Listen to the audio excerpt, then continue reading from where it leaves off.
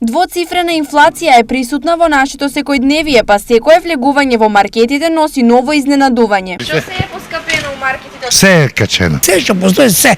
Нови непријатни цени за потрошувачите има и во месарниците. Таму ситуацијата е следна. Свинското е покачено 10% некаде. Пилешкото многу повеќе, над 50% сигурно. И секоја недела се покачува. Дали ова ја намали потрошувачката и што претежно се купува сега? Па најмногу сега после празниците поевтино таму, некои кубаски и такви работи, сувоместно нешто. Сепак крал на сите поскапувања е зејтинот. Некаде околу 60 беше, сега 135, 150, претерано. 134 денари допира цената на зејтинот. Колку беше пред неколку месеци? До 94.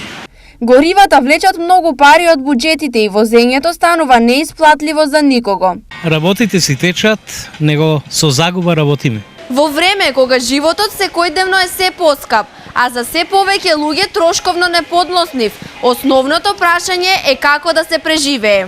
Од почетокот на кризата, одговорот на владата изнесуваше 615 милиони евра за мерки за подршка на економијата и граѓаните. Оваа сума е меѓу најсилните одговори на кризата во регионот. Хрватска има издвоено околу 635 милиони евра, Грција 500 милиони евра, Словенија и Албанија предвидуваат по околу 200 милиони евра и така натаму. Истакнува Бесими. Сегашната криза е на пат да биде најголема во последните 14 години, а некои веќе ја споредуваат со онаа од 2008 година кога инфлацијата стигна до 15%.